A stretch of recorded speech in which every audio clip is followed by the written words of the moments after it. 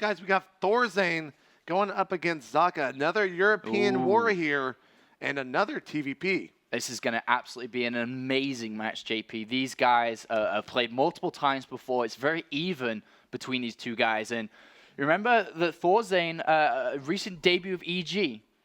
Is the EG curse going to continue, or is Thorzain going to slap that out the window?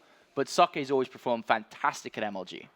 Is he the last? Where is Huck actually right now? Huck is still in the tournament. So, he has to play Bly, I think, left. So Huck and Thorzain are the two remaining members. We saw Idra lose to Dream earlier. Yeah. I really got to think, between Huck and Thorzain, who do you think will survive? Huck's actually going up against Bly right now in round 2. I think Huck can beat Bly, and I feel that Thorzain can beat Socke, but it's not going to be easy whatsoever, JP. Yeah. Whatsoever. Well, we'll get this started in just 1 second, waiting for the rest of our observers to go ahead and join the game before we can begin. First map will be Metropolis. And remember, this is still the loser bracket, guys, if you're tuning in today and not from yesterday. Thorzain did lose yesterday. But this is a very important match for both of these guys. Of course, there is the ever so pleasant Socke on screen, very methodical in his own way, is that he's very patient, and we'll have to see if he's going to put that into action here. Well, let's make sure the players are ready here. And just to kind of let you guys know, the way that they've played throughout this tournament, Thorzain actually weirdly dropped versus Inori, and I say weirdly because he smashed Inori in game number 1. Right. But then fell down 2-1 and was knocked down, of course, into the loser bracket, where he actually turned things around and beat Mook. I think that's correct, from Team Clash, beat Mook 2-0, and is now facing up against Socke. So Thorzain, a lot to prove. Is he going to do it? Is he going to do it, or is he going to fall a step short? We will soon see. I will mention that both these players, very, very passive. Yeah. Thorzain, of course, everyone knows him as the Spoon Terran in TVZ. Socke, he's actually the player that will just sit back, 2 bases, take an expansion, get out that Templar tech, won't ever really move on. So we might be in store here for a very, very long macro game. Indeed we are, and I'm not sure if the game actually didn't work there, so we are going to have to remake, unfortunately, there, and tell these guys that we are going to remake this, and we will get this game underway. Look at the percentages on the screen there, 63% for Thorzain, and that's a great percentage overall, but his recent games against Protoss have been incredibly scary, JP. He doesn't lose very often against Protoss most recently. Aside from that Inori loss, I remember like Thorzain's last 25 games or so was like 20 wins or higher. Wow. Yeah, very impressive. But Socke's always been a player to surprise Terrans. They kind of load into the game like, well, it's just Socke. Yeah. I mean, he's good, but it's just Socke. I think that's the perfect way to describe Socke, is that everyone underestimates this guy. Yeah. But you always see him getting very, very far in tournaments, especially here in MLG. He's a player that kind of has that slush effect, where he gets very, very far. Not too many people talk about him, and I guess he's confident with that. Indeed, and one thing about Socke, is he going to get the 1-2 punch on his opponents here? And I'm saying that because of he knocked down Idra to the loser bracket, having chosen Idra in the overall bracket system here. Is he going to get a 2-0 on Evil Genius? Thorzain going to revenge his new teammate, new best friend? Maybe. Maybe.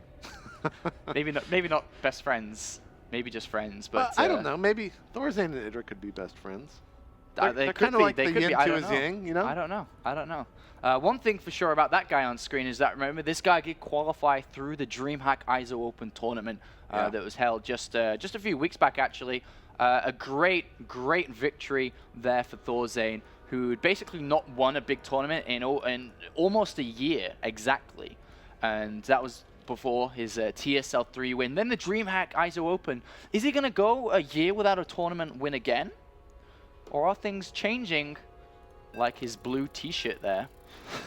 We're going to go ahead and go for round 2 here for Metropolis. What, man? It's true. He's got a blue t-shirt. He's got a blue t-shirt. I wasn't lying. I don't know why the producers were laughing. I know. That's the funny thing. Yeah. Never mind. It's I make blue. them laugh. They make me laugh. We just have a lot of fun here at MLG. All right. It's a lot of fun, actually. I like being here. Thank you. New York's very nice, too. I've had some pleasant food. Guys, I went to Wendy's last night, and I had a filthy burger. The basically not the best way to introduce Apollo, but what can you do? Imagine watching the VOD of that one. You're going to love that when you intro this one. All right, guys, down here at the 6 o'clock position, as the red Tyrant will be the newest member to Team Evil Geniuses, Thorzain. Up here at the 12 o'clock position from Team Alternate Attacks, it is none other than the blue Protoss Socke. And remember, Socke did beat Idra, but then he fell against Symbol. So even though Socke is in the loser bracket right now, you can't really look at his run and be like, you know, he's in the loser bracket, he's just a loser. No, Symbol's actually very good. Symbol could potentially win the entire tournament. He finished second in, and of course, the Iron Squid, and has done incredibly well to get into Code S. So that loss could have been like, all right, well, that's normal. Maybe I'm not quite as good as Symbol, but this game, I swear to God, if it goes 2-0 either way, I'm not going to say anything now because I don't know what I'm saying. I'm going to probably have to eat my own hat or something. But I do think this is going to be quite a balanced match. I think it's going to be 2-1, but I don't know which way. And comparing this to the match that we just saw between Grubby and Goody, yeah, what will we expect to be the same, and what can we expect to be different? I think the Terran play will be tightened up a lot more, and I don't say that in disrespect to Grubby. I mean to Goody. Sorry, God, these names. Even Rob did it actually. No disrespect to Goody, but Thorzain is such a tight, well-refined individual with his builds. Like his builds come down to the very unit, the very mineral and gas count. He's a very articulate Terran player. And Socke, on the other hand, is very similar, actually. That's why it's probably going to be a very close, slower game. We actually see Socke take an incredibly late gas. Well, not incredibly late, later gas. He's actually going to, of course, focus on minerals more, get a better income. He's actually going to get quite a damn fast Nexus down. But Thorzain, you know, lived in Korea, and since then has actually adopted their style. He was always very similar like that, but he plays exactly like they do now. Exactly like a Korean Terran, which is very macro focused, very economy focused, and I would not even be surprised to see a third command center come down. Now, Apollo, as a European fellow, you of course see these players quite a lot. Socke, does he ever express emotions? Does he have them? No, man. I've Not from what I've seen. I've never seen any from him. We've had him on State of the Game before, and he doesn't laugh at any of InControl's jokes.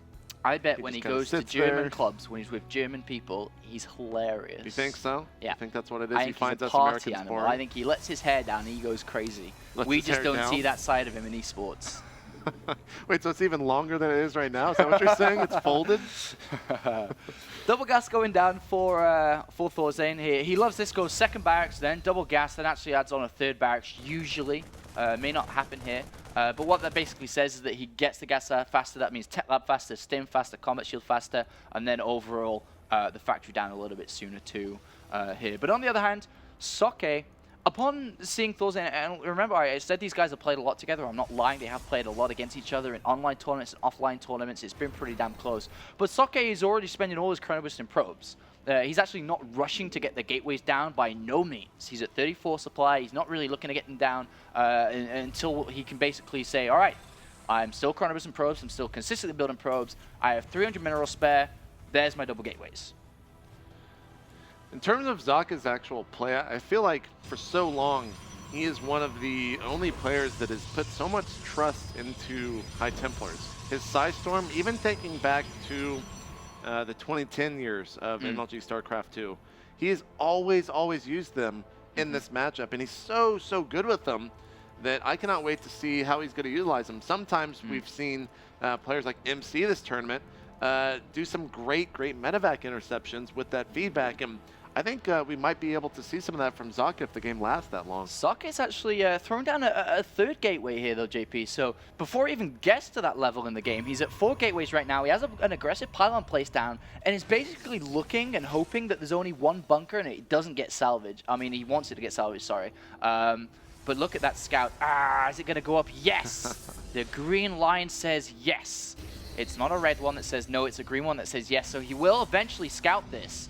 So he's going to have a heads up. He can actually pull SCVs, he can build a second bunker, get SCVs ready. There's the SCV, sees the probe, sees his Stalker Sentry Zealot. Why are there units here, says Thorzain. And he knows exactly why and throws down that second bunker. Great response from Thorzain here. Upgrade-wise, Stim is about halfway complete. And Socke is going to go for this delayed 4-gate. But Thorzain he's going to have enough. I want to see how much Socke is going to be able to, or at least will willingly commit to this. If he pulls back, possibly throws down a third or something like that, it might be the wiser choice. But here he goes, pushing in. Force build being put down. The bunker will fall. But with that, all the units are coming pouring out, and Socke will fall back. And a Ghost Academy just finished for Thorzain. Actually, the thing is, when the Ghost Academy started was when he scouted this. That's how confident Thorzain was. He was like, you mere peasant, you try this 4-gateway attack. And he immediately knew he was going to defend it, basically. And he was like, all right, well, he's already thinking like a chess player. He's already thinking moves ahead of himself. He's like, well, I'm going to defend this with my 2 bunkers. There's no way he can push me. Now what am I going to do after that? He was thinking like this, and now already has a Ghost Academy down. He has 2 ghosts out. And what he's going to do is very simply move out with his first 2 ghosts, bank up a bit of energy as he's walking across the map, and have this nice little combat shield stim timing attack. He can very easily build a 3rd command center behind while doing this. But this is actually going to be very deadly because Socke invested in gateways and units that didn't do anything here, and has a very delayed tech. He has Twilight Council and Zealot Charge immediately being chrono boosted out and trying to get out because he needs that to defend against this. Absolutely. He's taking down the destructible debris over here, setting up for SCVs as well. Yeah. And let's see if Socke will throw down a 3rd base as, yeah, the probe's going that way, but at the same time, he is seeing Thorzain move out. And oh, so smart from Thorzain, hiding the SCVs and the Ghost behind this initial army. So Socke has no idea that this tech is coming, or that this many units are really coming. Yeah, and the SCVs are going to be such a pain in the arse here as well. So Socke thinks this is pretty weak. Well, no, it's not. This is actually a very strong push. And the Ghost behind here. Might not even need him in this, as he just has way too much for Socke to deal with. Big opening here at the natural, so force fields will not even be able to split this force up. There's the big EMP going down on so many of Socke's forces. I say so many, but it was really only 3, because that's all Socke has. 90 supply to 67. Army supply is 12 to 48 here. The Nexus easily taken down. There's a 3rd command center behind this. There's absolutely no way Thorzain can lose this game, guys. An excellent execution. An execution to an execution. Wow. That was a double chopper. And that was a great little 1-2 maneuver there. And that was all constructed from that very early scout of that pylon those units down. So excellent foresight from the amazing Thorzain. Yeah, and there was Socke actually just bobbing his head after that game. He kind of knew what went wrong. Yeah, I mean, he kind of knew as soon as it was held off. He was like, all right. He's very camera shy, Socke. There he goes. And Total Biscuit, what did you think of that game? Could it have gone any better for Thorzain? Really? Yeah. Let's be honest. Even as Apollo accurately pointed out, the aggressive pylon that was placed by Socke to start that 4-gate pressure was going to be seen even if he hadn't run into all of the units. As soon as he runs into the units, he plumps down that 2nd bunker, and Socke did a pretty reasonable job of busting it, got the force fields down, prevented most of the repairs, not all of it, but a little bit scrappy, whereas Thorzain's hold was, as it always is, absolutely stellar. The counterattack, putting the SCVs in the meat there, not going all in with it, but putting in enough to make sure that this attack is 95% going to kill him. So let's make sure that we don't need mining if the game's already over. Yeah. So he did extremely well there, played that out as best as he possibly could have. If only you can take SCVs to the casino to ramp up your winning % chance. I would have been rich when I went to Las Vegas. But that's not the case. Because it was like an 80%, 90%, I'm going to win this game. And he was like, well, I'm just going to bring SCVs, not going to win even more. Yeah. I mean, counterattack, more like kill move there is... I think that Thorzain knew that the game was won. Yeah. As soon as he started to see that attack, he's like, second bunker, go... Yeah, I've won this game. Let's go to game 2, guys. And that's what we'll be doing here in just a little bit as we're going to MLG Daybreak. What are your thoughts on this map? It's going to play to both of their play styles here, of course. And again, I would have expected like on game one, a more slower, drawn-out game, and I think that's what we'll probably see here.